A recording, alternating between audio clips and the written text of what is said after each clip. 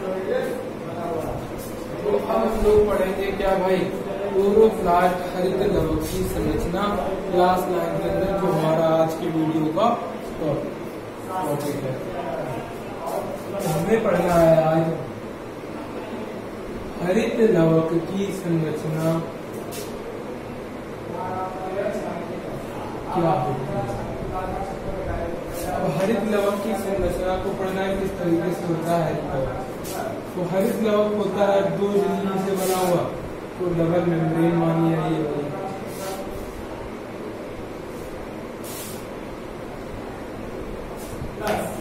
2 झिल्लियों से बना होता है, इसलिए क्या कह दिया, ये दोहरी झिल्ली आबद्ध होता है। हरित लवक के अंदर 2 झिल्ली पाई जाती हैं, इसलिए हम लोगों ने क्या किया, इस हरित लवक के अंदर 2 झिल्ली का बना दिया, 2 झिल्ली का निर्माण कर दिया।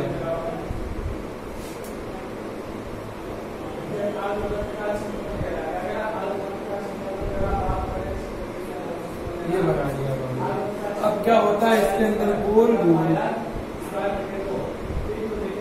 सिक्के की तरह संरचनाएं पाई जाती है।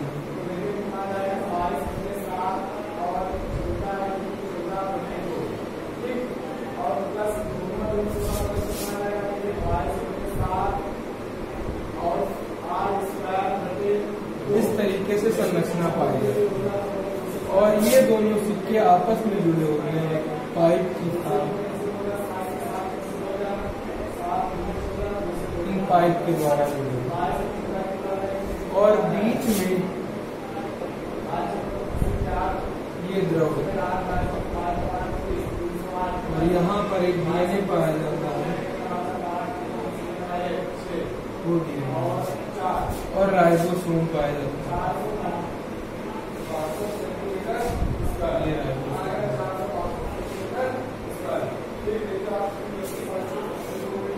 कुछ इस तरीके की संरचना दिखाई पड़ती है हमारे हरित लवक की। अब इस संरचना को नाम करेंगे, ये हमारी बाह्य की झिल्ली, तो इसे कहेंगे बाह्य झिल्ली।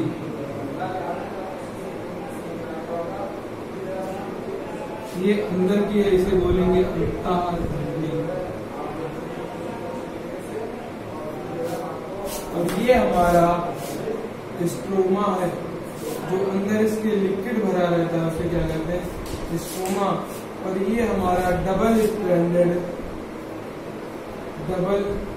स्ट्रैंडेड डीएनए है, 2 इसके अंदर स्ट्रैंड है, और ये राइबोसोम है,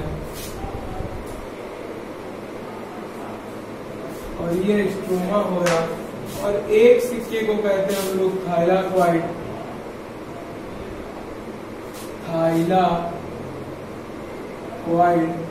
और एक सिक्के के ढेर को कहते हैं ग्रेनम। सभी सिक्के के ढेर को कहा जाता है ग्रेना। एक सिक्के के ढेर को ग्रेनम, सभी सिक्के के ढेर को ग्रेनम, एक सिक्के को थाइलाक्वाइड, और इन्हीं थाइलाक्वाइड के ऊपर पाया जाता है क्लोरोफिल। ये बना दिया हमारे।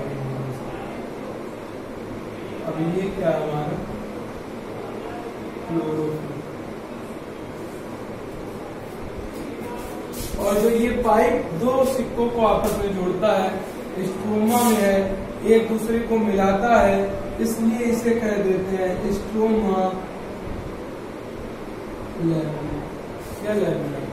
तो इतनी चीजें पाई जाती है हमारे इसके अंदर, हरित लवक के अंदर या क्लोरोप्लास्ट की संरचना के अंदर। अब आपको इस संरचना को लिखना कैसे है, एक एक करके लिखना है। हरित लवक में 2 झिल्ली पाई जाती है, यानी हरित लवक कोशिकांग हमारा दोहरी झिल्ली आबद्ध कोशिकांग होता है। हरित लवक के अंदर भरे हुए पदार्थ को या भरे हुए द्रव को स्ट्रोमा कहा जाता है, स्ट्रोमा कहा जाता है।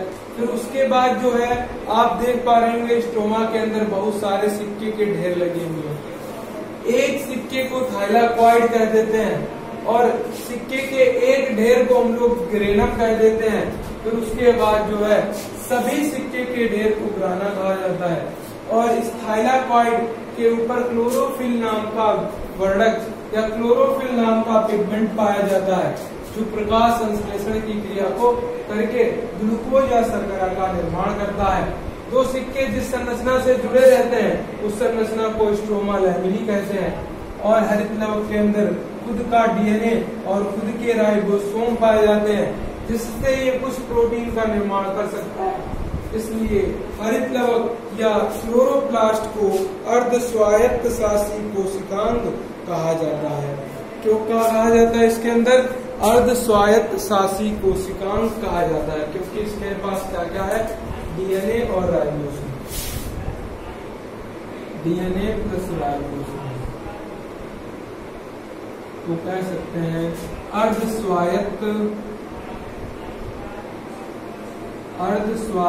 शासी कोशिकांग, अर्ध स्वायत्त शासी कोशिकांग कहा जाता है। तो इतनी बात पढ़ ली हम लोगों ने डीएनए और राइबोसोम के बारे में, यानी अर्ध स्वायत्त शासी कोशिकांग कहते हैं। तो ये पूरी तरीके से हमारी संरचना हो गई भाई इसकी, हरित लवक की, क्लोरोप्लास्ट की। कैसे करेंगे एक बार फिर से देखते हैं। हरित लवक में दो झिल्ली पाई जाती है, इसलिए हरित लवक हमारा दोहरी झिल्ली आबद्ध कोशिकांग होता है। और हरित लवक के अंदर भरे द्रव को स्ट्रोमा कहा जाता है। स्ट्रोमा में हरित लवक का खुद का डीएनए और राइबोसोम पाया जाता है, इससे वो कुछ प्रोटीन का निर्माण कर सकता है। इसलिए हरित लवक को अर्ध स्वायत्त शासी कोशिकांग कहा जाता है। फिर उसके बाद ग्रेना या ग्रेनम वाली बात हो गई। फिर दूसरी ये कि इसके अंदर एक सिक्के को थायलाकॉइड, सिक्के के एक डेढ़ को ग्रेनम और सभी सिक्के के डेढ़ को ग्रेना कहा जाता है। और आपस में मिलकर ये हरित लवक का निर्माण करते हैं।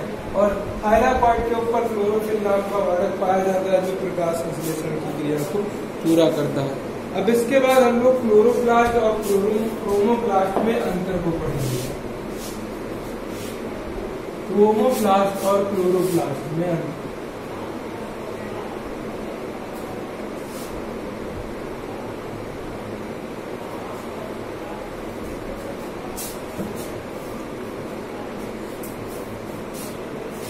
क्लोरोप्लास्ट और क्रोमोप्लास्ट। क्लोरोप्लास्ट जो है हमेशा हरे रंग का होता है, जबकि ये वाला हरे रंग के अतिरिक्त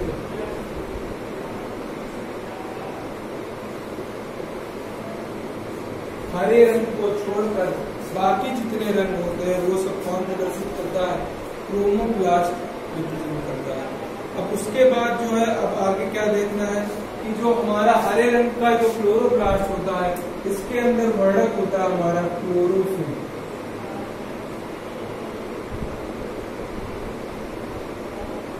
जबकि इसके अंदर वर्णक होता है कैरोटीनॉइड्स एवं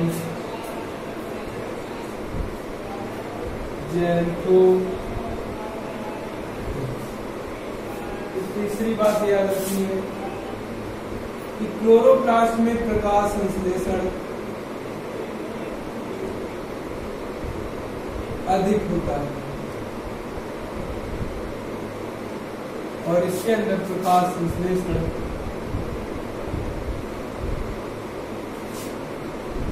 कम होता है।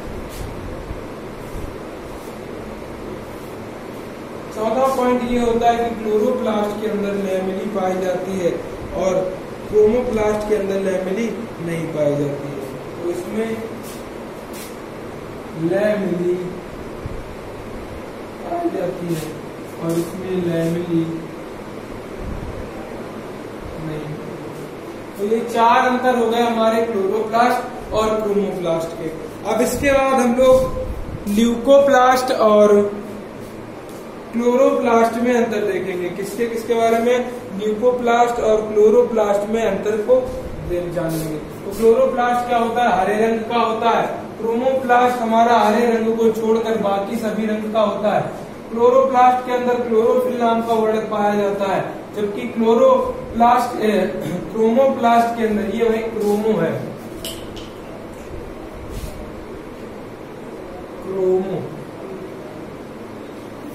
क्रोमोप्लास्ट के अंदर हरे रंग को छोड़कर बाकी सभी रंग पाए जाते हैं। और क्लोरोप्लास्ट पर इस प्रकाश संश्लेषण अधिक, इसमें प्रकाश संश्लेषण कम होता है। लैमेली पाई जाती है, यहाँ पर लैमेली नहीं पाई जाती। अब इसके बाद हम लोगों को चलना है ल्यूकोप्लास्ट।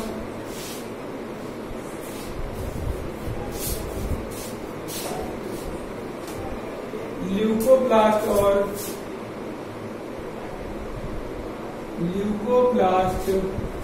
और क्लोरोप्लास्ट में अंतर। नंबर 1, ये रंगहीन होता है, इसमें कोई भी रंग नहीं पाया जाता, तो ये रंगहीन होता है।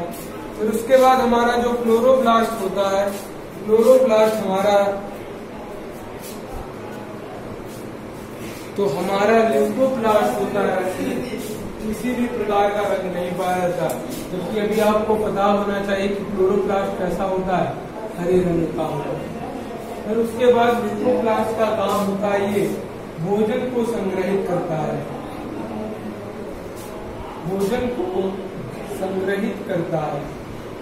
जबकि ये भोजन को बनाता है, भोजन का निर्माण करता है। कौन सी क्रिया के द्वारा? प्रकाश संश्लेषण की क्रिया के द्वारा। तीसरा पॉइंट, क्लोरोप्लास्ट कहाँ पाए जाते हैं? अधिकतर पत्तियों में।